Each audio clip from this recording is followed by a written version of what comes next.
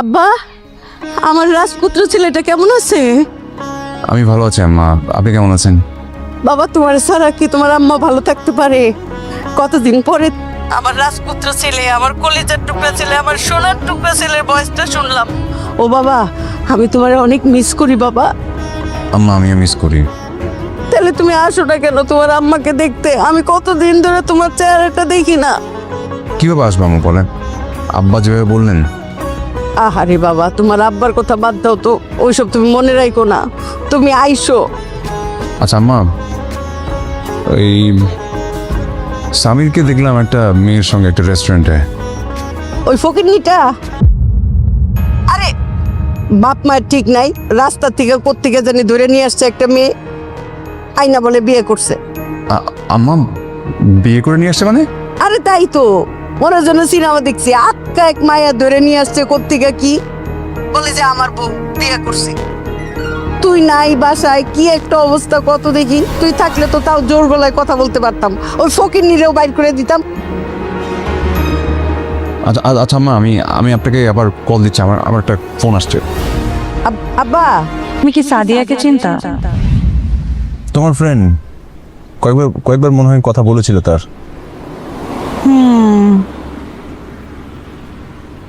কি হয়েছে? মেয়েটা সুইসাইড করছে। মানে কি, কেন?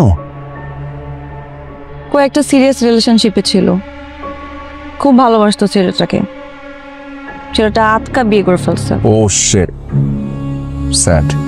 সেই শোক সহ্য করতে না পারে মেয়েটা সুইসাইড করে ফেলছে। মানে অদ্ভুত, ভাবা যায় যে একটা ছেলের জন্য সে তার জীবন দিয়ে দিল। জীবন এত সস্তা, একটা ছেলের জন্য সে সুইসাইড করে ফেলবে?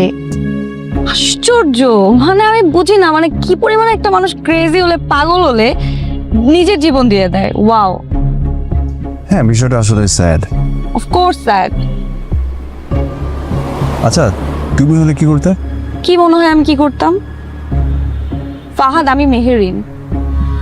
বাই এনি চান্স তুমি যদি কোনোদিন ফিল করো যে তুমি আমার সাথে চিট করবা, আর আমি ওই শোকে মারা যাওয়া তো অনেক দূরের কথা, আমি তোমার সাথে রিভেঞ্জ নিতাম। আমি দেখতাম যে তুমি কিভাবে সুখে শান্তিতে সংসার করো, আমি এটা শেষ পরিণতিটা দেখতাম, এবং তোমার life.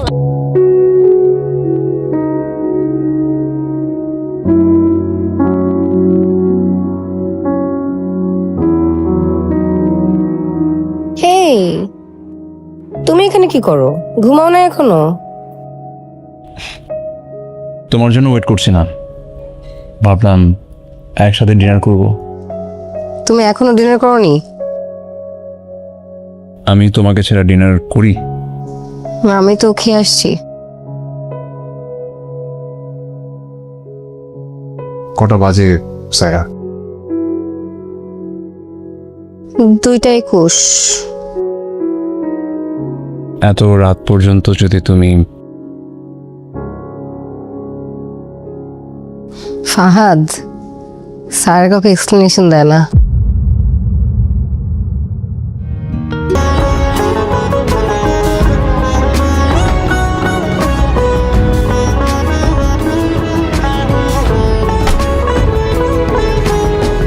I like the watch.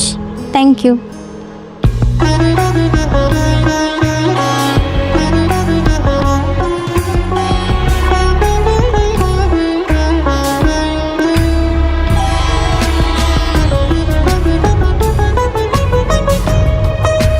হবে। আজকে রান্না কে করেছে? আজকের রান্না কে করেছে শুনতে পাচ্ছ না? আমি করি নাই। বুঝলাম তুমি করনি, করেছেটা কে? কে? বাবা, আমি করেছি। তুমি তুমি রান্না করেছো? তাই তো বলি, এত স্বাদের রান্না এই বাড়িতে আর কে করবে? তুমি যেদিন আমাকে পায়েস রান্না করে খাইয়েছিলে, সেদিনই আমি বুঝে গেছি তোমার রান্নার হাত আমার মায়ের মতো। খুব ভালো, খুব ভালো। দেখি, খায় দেখি। এতদিন তো আপনার আমি বিষ খাওয়াইছি, খাইতে বিষের মতো লাগছে না?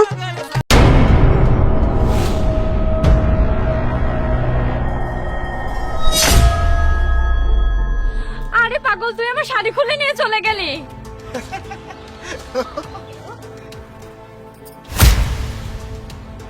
এই, আপনার কি লজ্জা করে না?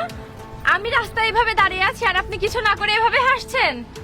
না না ম্যাম, আমি আর হাসছি না, দুঃখিত এভাবে হাসার জন্য। আচ্ছা আপনি কোথায় যাচ্ছেন? আমি ইন্টারভিউ দিতে যাচ্ছিলাম, এই জন্য আমি একটা বিশেষ শাড়ি কিনেছিলাম, কারণ আমি যদি শাড়ি পরে ইন্টারভিউ দিতে যাই সেটা খুব ভালো দেখায়। আর এখন আমাকে এইভাবে ইন্টারভিউ দিতে যেতে হবে। তুমি এক কাজ করো, তোমাকে এভাবে ইন্টারভিউ দিতে যেতে হবে না। আমি আমার বোনের জন্য একটা পোশাক নিয়েছিলাম, সেটা আমার কাছে আছে, তুমি এটা পরতে পারো। সত্যি? হ্যাঁ হ্যাঁ, তুমি পরবে।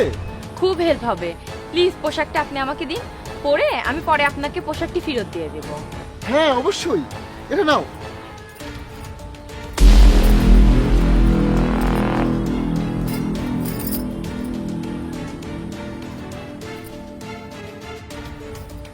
স্যার, আপনাকে অনেক ধন্যবাদ। আপনি আমাকে কতটা সাহায্য করেছেন আপনি নিজেও জানেন না। আমার এই চাকরিটা খুবই দরকার, আমি অনেকদিন ধরে চাকরি পাচ্ছি না। যদি এই চাকরিটা পেয়ে যাই তাহলে আমার জন্য খুব ভালো হবে। যাই হোক, তুমি ইন্টারভিউর জন্য কোথায় যাচ্ছ? এখানে কাছে টিএইচএম ফাউন্ডেশন আছে। ও চলো, আমিও ওইদিকেই যাচ্ছি। আচ্ছা ঠিক আছে স্যার, চলুন। আপনাকে অনেক অনেক ধন্যবাদ, আপনি না থাকলে যে আজকে কি হতো। যদি আজকে আমি চাকরিটা না পাই তাহলে আমাকে বাসা থেকে বের করে দেবে। আসলে আমি অনেক অর্থের অভাবে আছি। আমি 2 দিন ধরে কিছু খাইনি, আমাকে কিছু খেতে দিবেন? এই নাও, তুমি এটা দিয়ে কিছু খেয়ে নিও।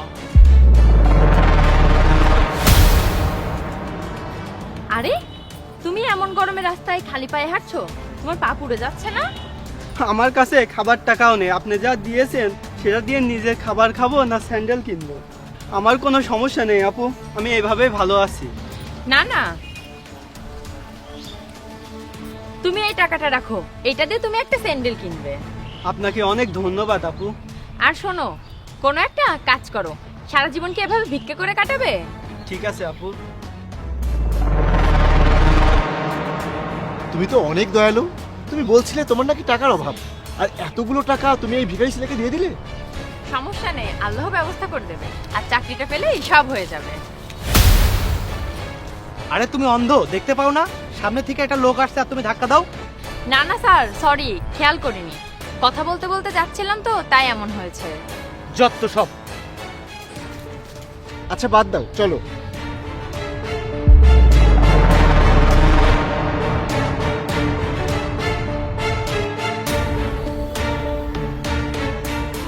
এই মানিব্যাগটা তো নিশ্চয়ই তার, এখানে অনেকগুলো টাকা আর কার্ডও রয়েছে। তোমার তো ভাগ্য খুলে গেছে, এগুলো রেখে দাও, তোমার কাজে লাগবে। আরে না না, এটা আমি রাখবো কি করে, এটা ওই ভাইয়ের, আর এটা অবশ্যই তার কষ্টের উপার্জন করা টাকা। কারোর কষ্টের উপার্জন করা টাকা আমি এভাবে নিতে পারবো না। আরে রাখো, আজকাল এত সততা কেউ দেখায় নাকি? কিন্তু আমাদের মানবতা তো বাঁচিয়ে রাখতে হবে, তা না হলে এই দেশ শেষ হতে তো সময় লাগবে না। ভাইয়া, 1 মিনিট। এই, তোমার কি আর কোনো কাজ নেই? ভাইয়া, আপনার পার্স। কি, তুমি আমার পাস চুরি করেছো? আরে না স্যার, আপনার পার্স পড়েছিল তাই আমি আপনাকে দিতে চেয়েছি। আমি তোমাদের মতো মেয়েদের খুব ভালো করে চিনি। প্রথমে আমার পাসটা চুরি করেছো, তারপর ভেবেছো যে পাসটা ফেরত দিলে কিছু টাকা পাওয়া যাবে, তাই ফেরত দিতে চেয়েছো। দেখুন ভাইয়া, সেরকম কিছু না। আমি যদি আপনার এই পার্সে সবকিছু নিয়ে চলে যেতাম তাহলে আপনি কি করতেন? আর আমি যদি আপনার পার্সটি চুরি করতে চাইতাম তাহলে আমি ফেরত দিব কেন আপনাকে? ও সরি, আমি আমার ব্যবহারের জন্য। কিছু টাকা রাখো। না না ভাইয়া, আমি যা করেছি মানবতার স্বার্থে করেছি, আর আমি যদি এই টাকাটা আপনার থেকে নিই তাহলে মানবতা কোথায় থাকলো? আমি আমার খারাপ আচরণের জন্য সত্যি খুব দুঃখিত। ঠিক আছে ভাইয়া। উনি আপনাকে টাকা দিতেছিল, টাকাটা নিলেন না কেন? আপনার কাজে লাগতো। আল্লাহ আমাকে হাত পা জ্ঞান সবকিছু দিয়েছে, আমি অন্যের টাকা কেন নেব? আমি নিজে রোজগার করব। তোমার চিন্তা ভাবনা খুবই ভালো, আর এই দুনিয়াতে এমন মানুষ খুব কমই আছে। তুমি আগে অন্যের কথা ভাবো, তারপর নিজের কথা ভাবো। বোন, আজকের যুগে এরকম জিনিস মানুষের মধ্যে খুবই কম আছে। চলো। কথা বলতে বলতে তোমার ইন্টারভিউয়ের জায়গায় চলে এসেছি। আপনাকে অনেক ধন্যবাদ স্যার, আপনি আমাকে এই পোশাকটি দিয়েছেন, আর আপনার নাম্বারটি আমাকে দিন, পোশাকটি ধুয়ে আমি আপনাকে পাঠিয়ে দেব। আরে ঠিক আছে, তুমি তো অনেকজনকে সাহায্য করো, আর তোমার জন্য আমার এটা একটা ছোট গিফট। ফেরত দেওয়ার কোনো প্রয়োজন নেই, আর তোমাকে অনেক ধন্যবাদ। তোমার সাথে দেখা হয়ে আর কথা বলে আমার খুব ভালো লাগলো। আসতে পারি স্যার? আসুন। স্যার, আমার নাম নীলা। আমি এই কোম্পানিতে ইন্টারভিউ দিতে এসেছি। আপনি ইন্টারভিউর জন্য এসেছেন আর আপনার এই অবস্থা? আসলে স্যার, এখানে আসার সময় আমার সাথে অনেকগুলো ঘটনা ঘটে গেছে। আমি যে শাড়িটা পরে এসেছিলাম সেটা এক পাগলে খুলে নিয়ে গেছে। আমার বাড়িতে ফিরে গিয়ে জামা কাপড় পরিবর্তন করে আসার সময় ছিল না। আমার এমনিতে এখানে আসতে অনেক দেরি হয়ে গেছে। একজন আমাকে এই পোশাক দিয়ে সাহায্য করেছে, তাই এখানে আসতে পেরেছি। আপনি কি এই অবস্থায় সিলেক্ট হবেন? স্যার, এটা আমার ইন্টারভিউয়ের উপর নির্ভর করে, আর নির্ভর করে আমার অভিজ্ঞতার উপরে। আপনি আমার যোগ্যতা একবার দেখুন। চমৎকার আত্মবিশ্বাস, কিন্তু আপনার ইন্টারভিউ তো হয়ে গেছে। আপনি কি বলতে চাচ্ছেন? কে কখন আমার ইন্টারভিউ নিল? আমি তো এইমাত্র আপনার কোম্পানিতে এসেছি। আমাদের স্যার আপনার ইন্টারভিউ নিয়েছে। এই যে আমাদের স্যার। আপনি কি এই কোম্পানির মালিক? হ্যাঁ, এতক্ষণ আপনার সঙ্গে যা কিছু ঘটেছে তা আমাদের ইন্টারভিউয়ের অংশ ছিল। আসলে আমাদের ফাউন্ডেশনের জন্য একজন সৎ ব্যক্তির প্রয়োজন ছিল। এখানে অনেকেই ইন্টারভিউ দিতে আসে। যারা ইন্টারভিউ দিতে আসে তাদের মধ্যে সততা আছে কিনা দেখা উচিত, আর সেটার জন্য এর থেকে ভালো উপায় আর হতে পারে না। এটাই ছিল আমাদের ইন্টারভিউ। আপনি কালই জয়েন করবেন। আপনার মধ্যে থাকা মানবতা আমার ফাউন্ডেশনের জন্য ভালো হবে আশা করি। আর আমি এমন একজন যোগ্য মানুষকে চেয়েছিলাম যার মধ্যে মানবতা আছে। আপনাকে অনেক অনেক ধন্যবাদ স্যার। আমি এই কোম্পানিতে আন্তরিকভাবে কাজ করব। আমি খুব পরিশ্রম করব। আপনাকেও ধন্যবাদ।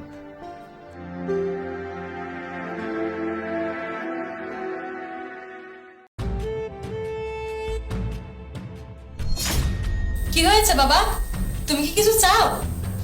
না না, কিছু চাই না, কিছু চাই না। ঠিক আছে।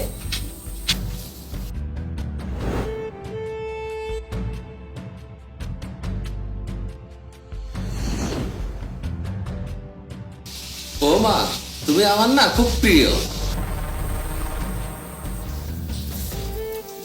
তুমি এসেছো? আমি তোমাকে একটা কথা বলতে চাই।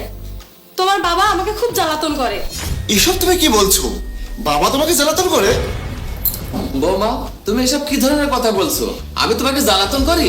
জাহিদ, এই মাত্র আমার 1000 টাকার নোট পড়ে গেছে। কি হয়েছে তাকে জিজ্ঞাসা করো। ঐশী, কি বলছে বাবা? তুমি কি তার টাকা নিয়েছো? তুমি আমাকে বিশ্বাস করো না? আমি টাকা চুরি করিনি। আমি টাকা চুরি করবো কেন বাবা? আমি টাকা চুরি করিনি। ঐশী, টাকা কোথায় রেখেছো? আমার বাড়িতে সব কি চলছে? তোমার টাকার দরকার হলে আমাকে বলতে। বাবার টাকা তোমার কি দরকার ছিল? জাহিদ, ও কি বলছে? আমি ওকে জ্বালাতন করি? তোকে আগেই বলেছিলাম তুই একটা ভুল মেয়েকে বিয়ে করছিস। এখন ও আমাকে জ্বালাতন করার অভিযোগ করছে। তুমি আমাকে বিশ্বাস করছো না তো? তোমার বাবা আমাকে জ্বালাতন করে। তুমি প্রতিদিন আমাকে রেখে অফিসে চলে যাও। এই বৃদ্ধার কাছে আমাকে একা রেখে চলে যাও। যাও। ঐশী, আজ আমার অফিস ছুটি, আমি বাসাতেই আছি। বৌমা, আমার মনে হচ্ছে কাজ হচ্ছে।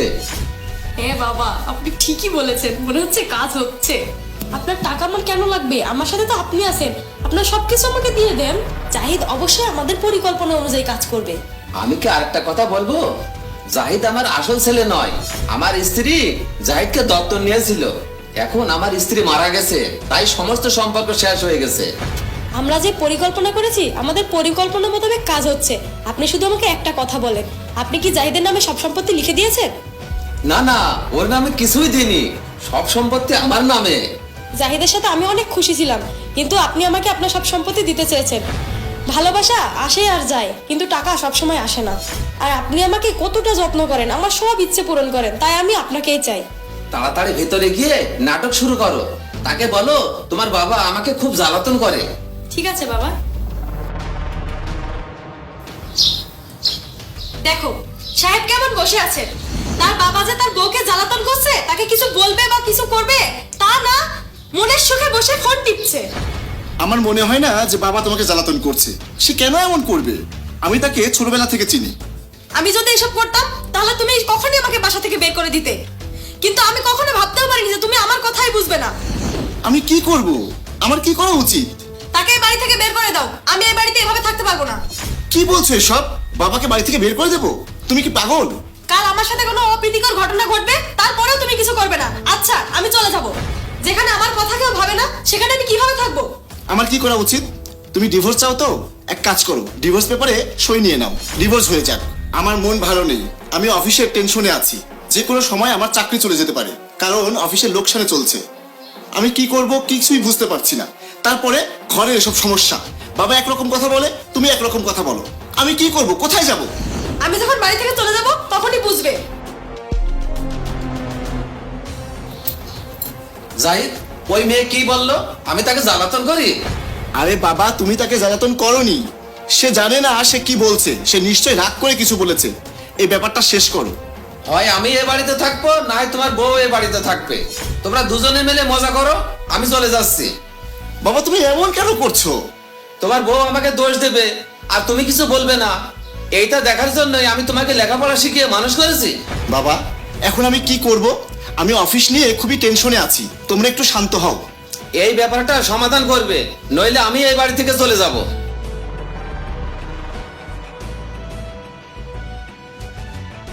আমাদের প্ল্যান কি কাজে লাগছে? হ্যাঁ, কাজে লাগছে তো। শোনেন, সন্ধ্যার সময় ও যখন এসব বিষয় নিয়ে কথা বলবে তখন আমি বলবো আমি আপনার সাথে থাকবো, আর আপনি বলবেন আপনি আমার সাথে থাকবেন। ওকে এই বাড়ি থেকে বের করে দিব। ঠিক আছে।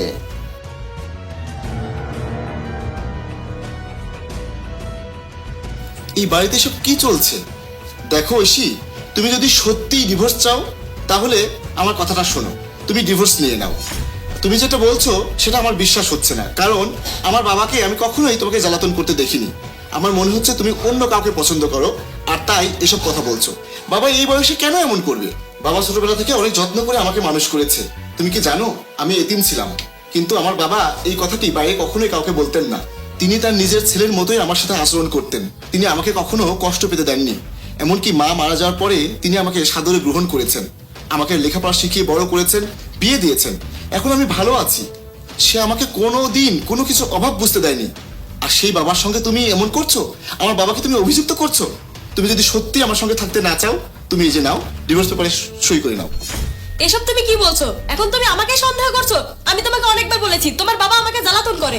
ঐশী, আমি বাবাকে কি বলবো? আমি তাকে ভালো করে চিনি, সে এসব করতে পারে না। বাদ দাও জাহিদ, আমি জানি তুমি তোমার এই বুড়ো বাবাকে কিছুই বলবে না, সব দোষ আমার। তাই তুমি ডিভোর্স পেপার নিয়ে এসেছো। আমিও তোমার সাথে থাকতে চাই না, আমিও তোমাকে অনেক ভালোবাসতাম, কিন্তু এইসবই যদি হয় তাহলে ঠিক আছে, ডিভোর্স পেপার দাও, আমি সাইন করে দিচ্ছি।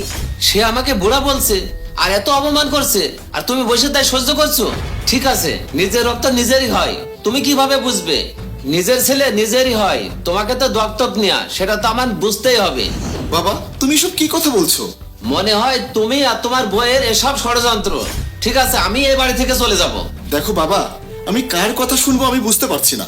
আমি আর কিছু শুনতে চাই না, তুমি তোমার বউকে নিয়ে চলে যাও, না আমি এই বাড়ি থেকে চলে যাব। বাবা আমার মনে হয় আমাকেই এই বাড়ি থেকে চলে যেতে হবে, তাছাড়া আমি কোনো উপায় দেখছি না। মনে হচ্ছে পরিকল্পনা কাজ করছে। তুমি ওকে আরেকটু রাগ দেখাও, তাহলে ও বাড়ি ছেড়ে চলে যাবে। তারপর আমি আর তুমি একসাথে থাকবো। ঠিক আছে। বাবা এই নাটক কতদিন চলবে? কোন নাটক? হ্যাঁ বাবা, আমি সত্যিটা জানি, কিন্তু আমি সহ্য করছিলাম, ভাবছিলাম তোমার উন্নতি হবে। কিন্তু আমার বউ এমন, দেখা গেল সেও তোমাকে পছন্দ করছে। বাবা তুমি তো শুধু আমাকে ভালোবাসার ভান করো, তাই তুমি তোমার কাছে আমাকে কখনোই রাখোনি, আমাকে হোস্টেলে রেখে পড়িয়েছো। তুমি কি আমাকে ঘৃণা করো বাবা? আমি প্রেমের বিয়ে করেছি কারণ আমি ভালো একটা জীবন সঙ্গী পাই, কিন্তু আমি ভুল ছিলাম। আমি তো ভালো ছিলাম বাবা, মাসে 25-30 হাজার টাকা ইনকাম করি। ঐশী তোমার কি কোনো অভাব ছিল? আমি তোমাকে সব টাকা এনে দেইনি। তুমি বাবাকে নিয়ে ভালো থাকতে চাও তো? তাই হবে। তোমরা চাও তো যে আমি বাসা থেকে চলে যাই? আচ্ছা ঠিক আছে, আমি এই বাড়ি থেকে চলে যাব, কিন্তু আর কাউকে বিশ্বাস করতে পারবো না, কারণ এত কাছের মানুষ ঠকালে খুব কষ্ট লাগে।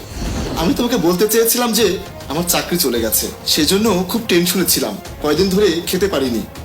আমি বন্ধুদের সাথে কথা বলেছি একটা চাকরি দেওয়ার জন্য, তাই আজ আমি বাড়িতেই আছি। আর এটা আমি তোমাকে বলিনি, কারণ বললে তুমি কষ্ট পেতে, বাবাও কষ্ট পেত, কিন্তু আমার ভুল ছিল। উল্টো তুমি আমাকে এই বাড়ি থেকে বের করে দিতে চাও, তাই আমি ঐশীকে ডিভোর্স পেপারে সই করতে বলেছি, আর ঐশীও রেডি সাইন করার জন্য। আর বাবা তুমি বললে আমাকে তুমি দত্তক নিয়েছো, তাই আমি তোমার নিজের ছেলে হতে পারিনি, কিন্তু আমি তো তোমাকে আমার নিজের বাবাই মনে করি। বাবা আমি চলে যাব, কিন্তু তোমার কখনো প্রয়োজন হলে আমাকে বলবে, আমি চলে আসব, কারণ তোমার ঋণ আমি কখনোই শোধ করতে পারবো না। আমি চলে যাচ্ছি। না বেটা, তুই যাস নে, আমার ভুল হয়ে গেছে, তুই আমাকে ক্ষমা করে দে।